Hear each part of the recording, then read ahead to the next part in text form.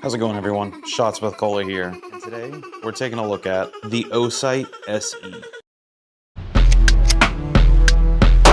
Now this particular model is a enclosed emitter green dot, 6 MOA. And so basically the 6 MOA dot has, I usually got 3 MOA, and that is essentially the size of the dot in the picture. Somebody was telling me that they really recommend looking into 6 MOA because with your carry, you're not really trying to do like long distance target shooting, and that dot will take up a large picture if you start getting pretty far away from the target, but it is easier to catch your eye, so it's faster if you're trying to draw quickly and stuff. For carry, it really does seem like 6 MOA is probably more of the route to go. Now, if you're into things like target shooting and stuff like that, you're gonna wanna look towards 3 MOA, but yes, this is the Osight SE, and these guys are fairly cheap. I think I got mine for around 160. You can get them, they vary in price.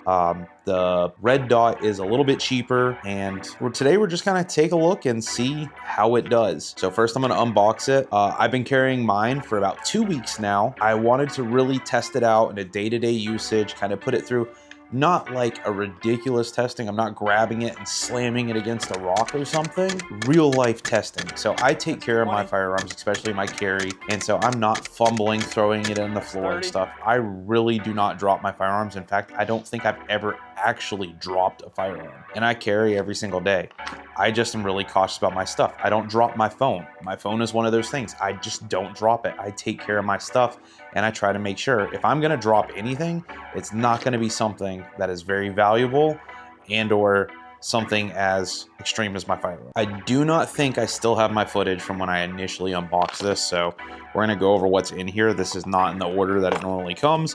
And of course, the dot itself is mounted on my firearm because I've had it for a week. So you've got like this instruction for installation, that's great. This is my Ruger's mounting plate. Doesn't come with the gun, or doesn't come with the red dot that comes with the gun. Your hardware kit, that's one thing that Osight has done, or Olight, I guess is the brand. It's one thing they've done with the Osight lineup that I thought has been really cool, is they give you like this medicine style looking hardware packets, but their hardware packets are very nice. I am very impressed by the way they give you your hardware, and they give you everything you need so you can mount it on pretty much any kind of firearm that's on the market today. Really cool. And they tell you your sizes and everything, so you got all that fun stuff right there. You get a tool that mounts it with a little star bit thing. I don't know if that came with that or if this is the one that came with it. This might have been the one that came with it, but yes, it's got the flat head for your windage and elevation, and then it's got the little star bit tool as well. You get the red dot, and you get your manual. You also get some stickers. I've already put 2 of them on things. They're on my motorcycle, which, yeah, you can see my motorcycle over there, but yeah, so they're on my motorcycle, but yeah, you get 2, or you get 3 Osight stickers as well, which I thought was kind of cool because my original Osight, so I got the Osight when it first came out, the very first model of it that had the little lid that clicks on it and charges. It did not come with any stickers, and I love stickers. So inside your manual here, you get an Osight lens cloth, your safety warnings, and your manual. For those of you buying this solely because you want just stickers, these are the stickers you get. So you can see this bottom one, they all look identical. They're just 2 are the small size like that one, and then there's 1 big one, because that's the main reason you get a red dot, is because you want a sticker, and then if you stick it to your car, you know, you get horsepower. So cheapest way to mod your car, buy a red dot, you'll get horsepower. So right off the bat, you've got your little green dot here. It's got a side battery tray. It's got an up and down for your brightness. It comes out of the box with shake awake. They call it like motion on or something, but it's shake awake. Comes out of the box with that, and I just adjust the brightness, and then the shake awake stays as the setting. That's pretty much that. Then you just put it on there and you zero it. They come pretty close to 0. It's gonna vary based off your firearm. It might come completely zeroed. It might need a little bit of minor adjustment. And it also depends on what you want your 0 to. Different people have different preferences for as far as how far away you want your 0 to land. I set mine to roughly about 7 yards, just because with a pistol, that's kind of my point that I want to be. To be honest, you can do pretty much any 0 within a limit, because fact is, pistol is for close encounters. This isn't something that I'm going for 100-yard shots on. I know some people can do it, but I'm not some people. I am very much so your average shooter. There's nothing special about the way I shoot. There was a time period where my shot was very, very accurate because I was going to the range daily. That's not anymore. I'm not going to the range daily. I am back to shooting like I was whenever I'd occasionally do it for fun.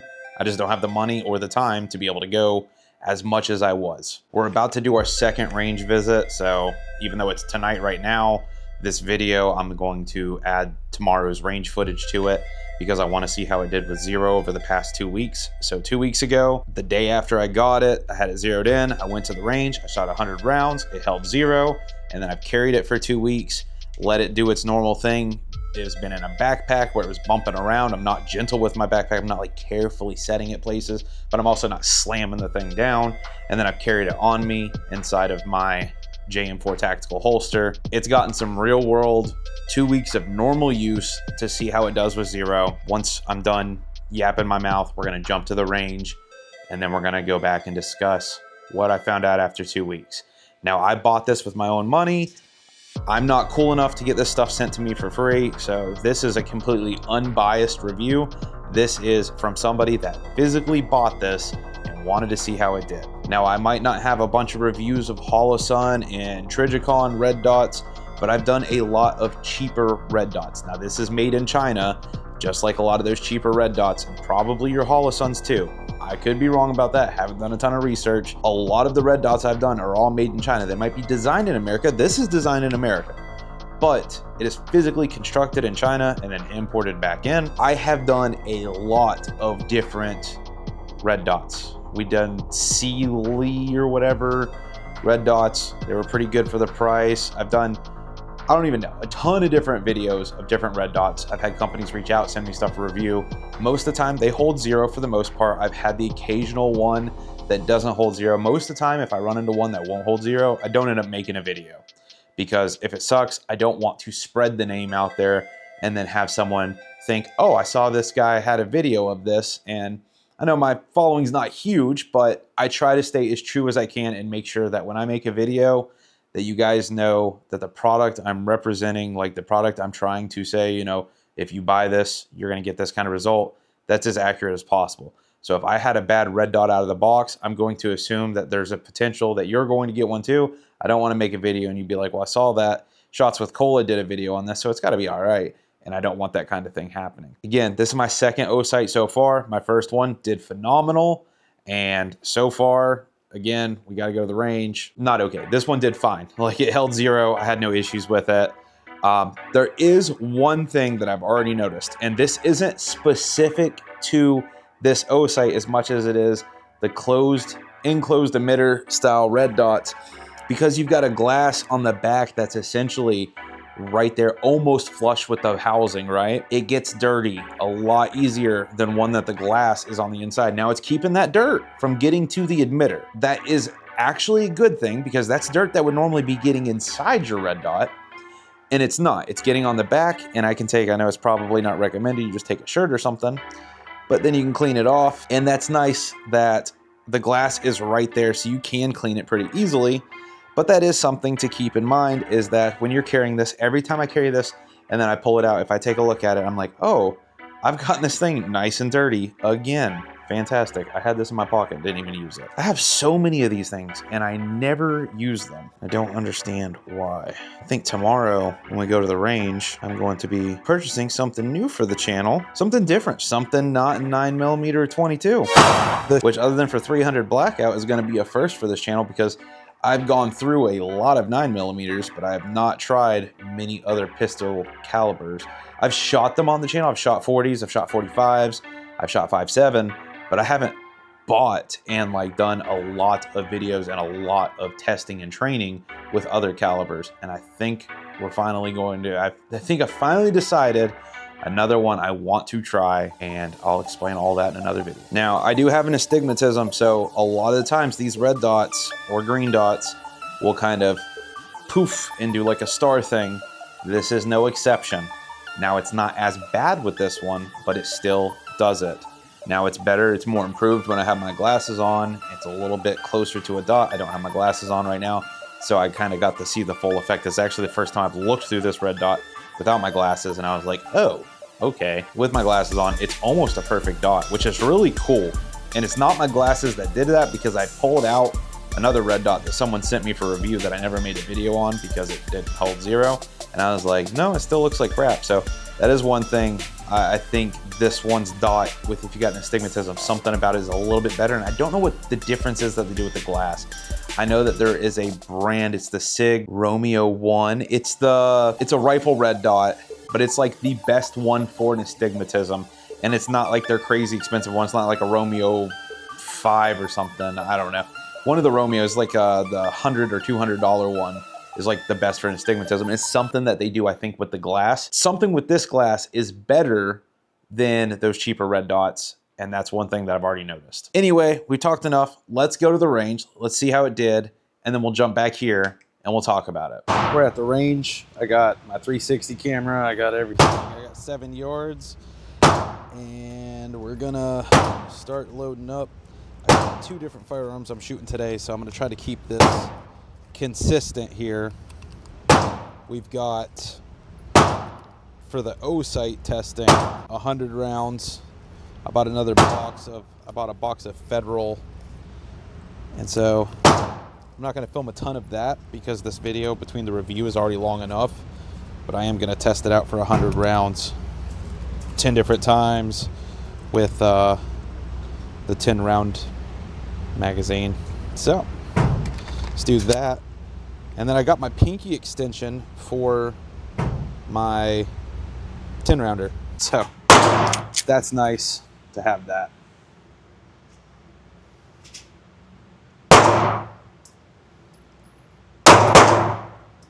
We were spot on.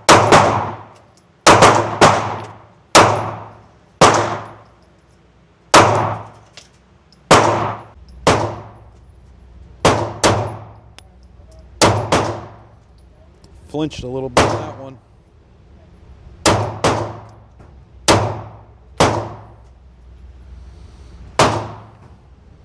Shot 10. Slide help. So after 2 weeks of carrying in multiple different situations, held 0 just fine. So that is plus. And that slide release is starting to loosen up over time too, which that part's nice. So I'm gonna shoot at the bottom right.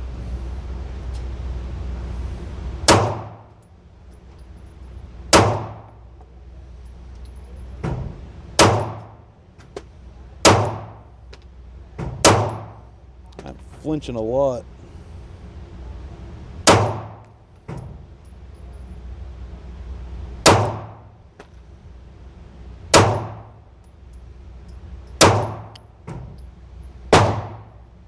Losing my grip a lot. I don't like this 10 round mag a whole lot. I really like the 12 rounder. I was trying to give it a chance. Just not a huge fan.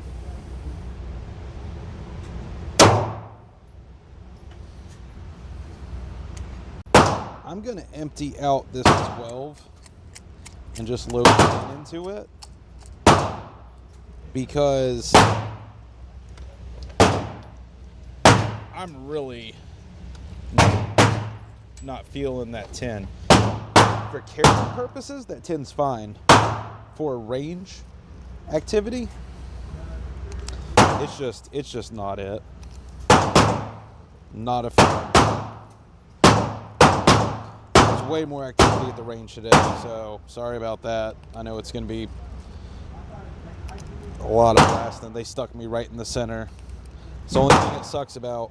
I wish I worked right next to Springs Road Gun Club. Unfortunately, I do not. So, here at the PSA, I'm at the mercy of what they allow. I'm going to shoot back at the bottom right again.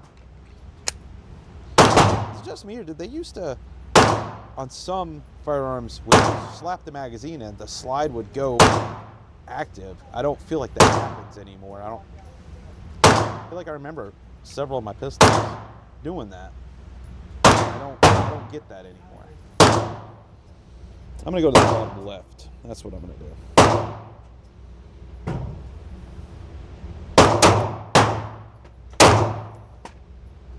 Better.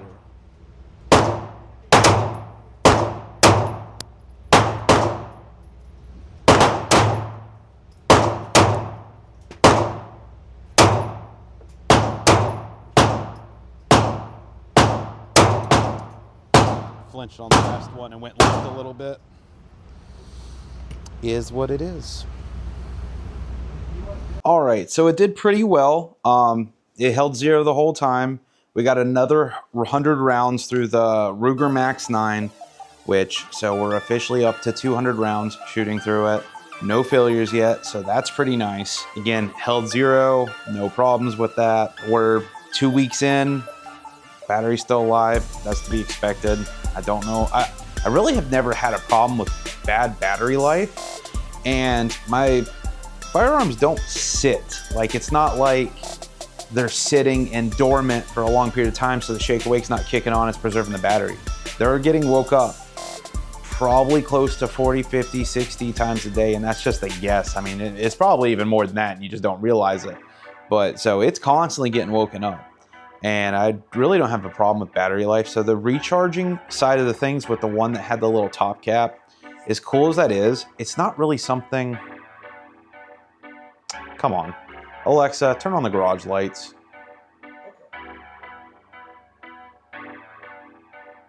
Alexa, turn the garage lights on.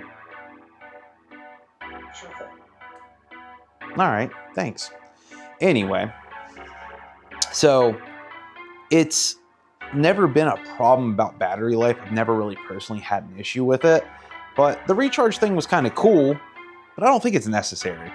And if that's what you're paying the difference in of $40 to $100, depending on the model that you get, I prefer just to run the CR2032 and just call it a day. Again, I don't have batteries die on me a ton. For the price point, it's been super good to me. I have no problem with it. Seems fairly durable. The housing material, fairly thick, not overly thick to the point where it's adding a super like wide width to it. This firearm is a very concealable firearm, and you can see here that it's not wider than the Ruger Max 9, which means your PSA micro dagger, your Glock 43X, your SIG P365, this will be about the same width as all of those, so it's going to fit on there good. Again, I haven't like bashed this against the surface. I don't treat my firearms like that. I don't expect, like, I'm not in war, and I'm not, if I do end up getting in a situation where I'm going to have to be in war or something like that, this is probably not going to be my trusty go-to guy. Not that there's anything wrong with this firearm. I might carry this on my side per se, but you know, I'm probably going to have like a rifle or something. I don't know. I mean, I'm not in war, so I'm not really thinking in that kind of mindset right now, but this isn't going to be like the end all be all. This is going to be my carry. We're not in Call of Duty where I'm trying to get this thing gold, right? I'm going to take care of it, and I'm not going to sit there and just beat the crap out of it and destroy it when things break. It's not made out of diamond. So a lot of people do these tests. They'll pick up like a 100-pound rock and smash it on and be like, yeah, it broke. And I'm like, yeah, sure did. Like, what you think was going to happen?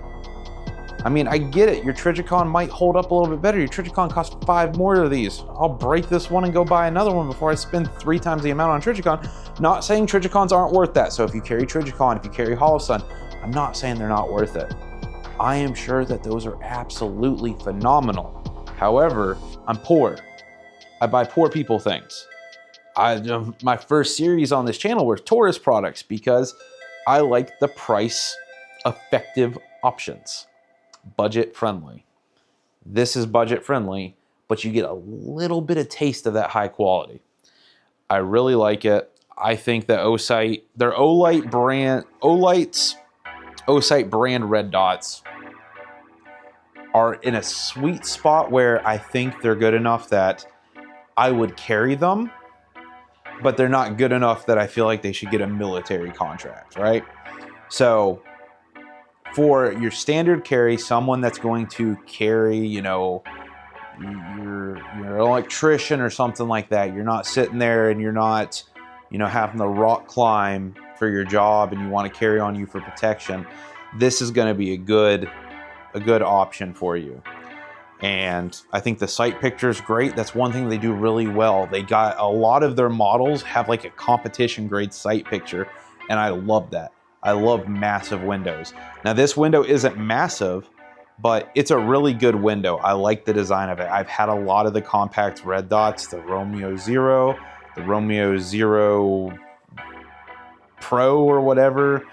A bunch of them, a bunch of the cheaper ones. I really like the sight picture on this. I think it looks really good. And because it's able to be mounted directly to my slide, I can co-witness on there. It's got its own little rear dovetail. So if your firearm doesn't allow you the ability to have rear sights, it's got some built-in ones that are also able to line up with my front tritium here. And yeah, it works really well. I have no problem with it. If you're wanting to buy one, it's worth it. Now, I'm gonna disclose for YouTube, just so hopefully this video doesn't get taken down, because my channel's been like under attack lately. Kind of why I started separating from the firearms, and then I started my whole motorcycle channel. I'm not modifying the firearm. I'm not telling somebody to go build a firearm or whatever the rules are. I'm not violating them. There's a product that I wanted to give an opinion on, and I'm not violating rules. And I shot this in a safe environment at a range. So hopefully I covered everything I need to cover. I have no idea. I don't know what's going on anymore. I just know a bunch of my videos recently all got removed, and it was like, hey, you violated a bunch of terms and conditions. I was like, but I didn't. But I guess maybe I did. I don't know. One thing I haven't done that I used to do in a lot of my other videos was show you the sight picture. So let's go ahead and dive into that and let you see how this is gonna look when you're looking through your dots. Right here, we're gonna bring this up. Now, this is an ultra wide lens. I can't tell if you can see the dot. Let me get behind the camera. So there's the dot right there. Now this is showing it much smaller than the dot actually is. That's about more like what the dot actually looks like, minus the blurriness. But the focus on this camera is kind of struggling. But it's a really good dot, and it's very visible. It's visible in daylight, and I have it turned down pretty substantially. Again, I have this thing turned down really low. When I was in the Army, we were trained to have the dot as hardly visible as possible, so it doesn't destroy your sight picture, and that's just been something that's always stuck with me. Use it how you want to. If you want it cranked up on the max, run it on max. The only thing is at night, all you're gonna see is a dot, and you're not gonna see the picture behind it. And that's kind of, I've always just tried to put it in a happy medium. Now the ones that got light sensors, that's really cool. This, I do not believe does. So this, you set your brightness and it's got shake awake. I'm gonna check the manual real quick, but unless I find something, I'm not gonna bring this up after this statement. So I'm pretty sure your brightness is what you set it to, and you shake awake wakes it up, and it times out over like probably 5 minutes. Yeah, it doesn't say anything about auto brightness, so it doesn't have that feature. Probably part of the reason they were able to make it reach the price point it did was no rechargeable battery, no ambient light detection. And yeah, it's got 10 brightness settings.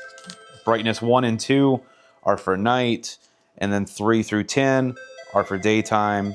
Mine's probably running at like a 3 or a 4. So that's where I keep mine, if you were wondering. I hope you found this video informative. Osight, if you would like any of your red dots tested, I have the ability to test pretty much anything you got on the market. You can reach out to me. My email is in the description below, as well as if anybody else has any products they'd like checked out. That helps me make content, and the more content I make, the better my channel does, the happier I am.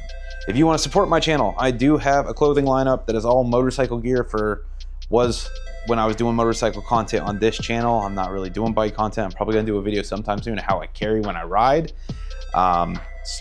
Bear in mind, I'm not riding a Harley, I'm riding a sport bike. I know a lot of you guys, probably hate sport bikes. It seems like that's kind of like a thing that people do. They just don't like sport bikes. That's okay.